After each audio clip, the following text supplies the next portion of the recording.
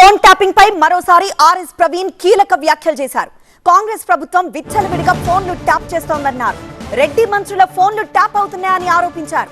ఫోన్లు ట్యాప్ చేయడం లేదని ముఖ్యమంత్రి చెప్పాలని డిమాండ్ చేశారు. ఫోన్ ట్యాపింగ్ పై తానే ఫిర్యాదు చేశారని సీఎం రేవంత్ చెప్పడాన్ని తప్పుపట్టారు ఆర్ఎస్ ప్రవీణ్ కుమార్.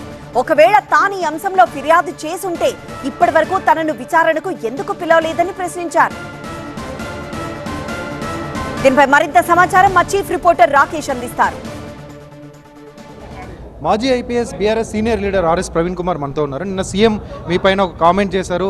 అసలు ఫోన్ ట్యాపింగ్ విషయంలో మీరే ఫస్ట్ కంప్లైంట్ చేసింది, బీఆర్ఎస్ ప్రభుత్వం అప్పుడు ఫోన్ ట్యాపింగ్ చేసిందని ఫస్ట్ బయట పెట్టిందే మీరు అని.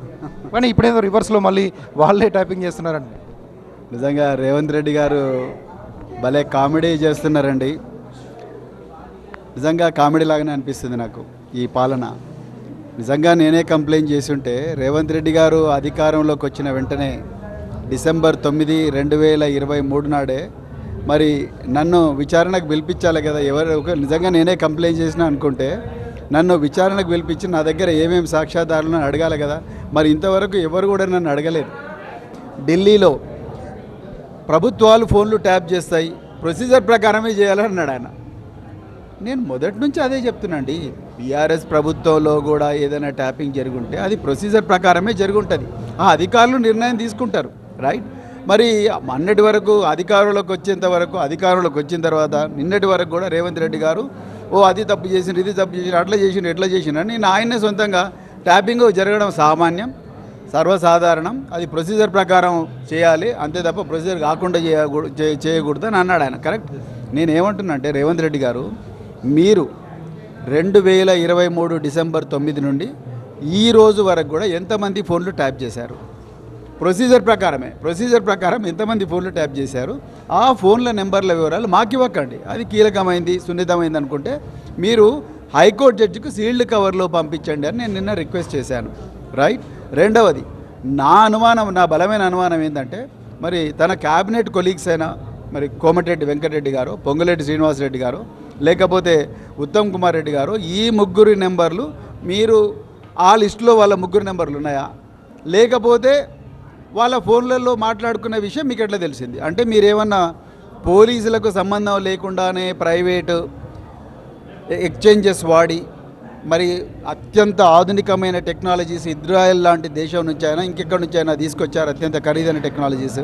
పోలీసులకు సంబంధం లేకుండానే వాళ్ళ ఫోన్లు ఏమైనా కాంప్రమైజ్ చేసి ఒక మాల్వేర్ పంపించో ఏదైనా సాఫ్ట్వేర్ పంపించి కాంప్రమైజ్ చేసినా ఆ విషయాలు కూడా మరి ముఖ్యమంత్రి గారే సమాధానం చెప్పాలి. ఏ ముగ్గురు మంత్రులు అయితే ఉన్నారో పొంగులేటి శ్రీనివాసరెడ్డి, ఉత్తమ్ కుమార్ రెడ్డి, కోమటిరెడ్డి వెంకటరెడ్డి గారు, అవును మా ఫోన్లు ట్యాప్ కాలేదని వాళ్ళని చెప్పండి. వాళ్ళు ఫోన్లు మార్చుకోలేదు, అవును మా ఫోన్లు పాతవే ఉన్నాయి, మేము కొత్త ఫోన్లు తీసుకోలేదని చెప్పండి కోమటిరెడ్డి వెంకటరెడ్డి గారిని, ఉత్తమ్ కుమార్ రెడ్డి గారిని, పొంగులేటి శ్రీనివాసరెడ్డి గారిని. ఎందుకంటే ఆయన చాలా క్లియర్గా చెప్పాడు, రెడ్డి సామాజిక వర్గానికి చెందిన మంత్రుల మీదనే టార్గెట్ చేశారు అని. ఇది అత్యంత టెక్నాలజీ అనేది మనిషే తయారు చేస్తాడు కాబట్టి ఈ టెక్నాలజీ ప్రపంచంలో ఎక్కడో దగ్గర దొరుకుతుంటుంది, డార్క్ వెబ్లో కూడా దొరుకుతుంది. కానీ ఆ డార్క్ వెబ్లో నుంచి తీసుకోవాలంటే అంత ఈజీ కాదు, దానికి అత్యంత ఎక్కువ పైసలు కూడా ఖర్చు పెట్టాల్సి ఉంటుంది. మరి ఈ ప్రభుత్వంలోనే ముఖ్యమంత్రి మరి అభద్రతా భావంతో ఉన్నారా? మరి ఉంటే ఎందుకు ఇన్ని పైసలు ఖర్చు పెట్టి ఇంత అత్యంత ఆధునికమైన టెక్నాలజీ తీసుకొస్తుందని వాళ్ళే చెప్పాలి. ఇట్ ఈజ్ నాట్ ఇంపాసిబుల్, అదైతే చెప్పగలను. మీరు అనవసరంగా డ్రామా చేయకండి. మీకు నిజంగా ఏమన్నా ఉంటే చేయండి, లేకపోతే క్లోజ్ చేయండి. అసలు సిట్టుకు విశ్వసనీయత లేదని నేను మొదటి నుంచి చెప్తున్నా. సిట్టు కేవలం ఉన్నదాన్నే మళ్ళీ తవ్వి అదేదో పెద్ద డ్రామా లాగా చేస్తున్నారు. అక్కడ పోయే వాళ్ళు నాకు నోటీస్ రాలేదని బాధపడుతూ నాకు నోటీస్ ఇవ్వండి అని అడుక్కొని పోయిన వాళ్ళు కూడా ఉన్నారు. సో నేనేమన్నా నిజంగా మీరు అన్నట్టుగా అలాంటిది ఏమైనా ఉంటే మీరు బయటికి తీసుకురండి కదా. ఎందుకు బయటకు చెప్తలేరు? మీరు ఎందుకు లీగల్ ఇస్తున్నారు పత్రికలకు? అది నేను అంటున్నా. మీరు డైరెక్ట్ చెప్పండి, ఈ విధంగా జరిగిందని, లేకపోతే జరగలేదని చెప్పండి. అంతే తప్ప దాన్ని ఏదో రహస్యంగా పెట్టి సస్పెన్స్ థ్రిల్లర్ లాగా ఎందుకు చేస్తున్నారని నేను అంటున్నాను. అదే చెప్తున్నా. ఇది ఒకవేళ నేను కంప్లైంట్ ఇచ్చుంటే కనుక కంప్లైంట్ కాపీని బయట పెట్టాలి, నా కంప్లైంట్ ఆధారంగా ఇన్వెస్టిగేషన్ జరిగితే నన్ను ఇప్పటివరకు నోటీస్ ఇచ్చి ఎందుకు పిలవలేదని క్వశ్చన్ చేస్తున్నారు.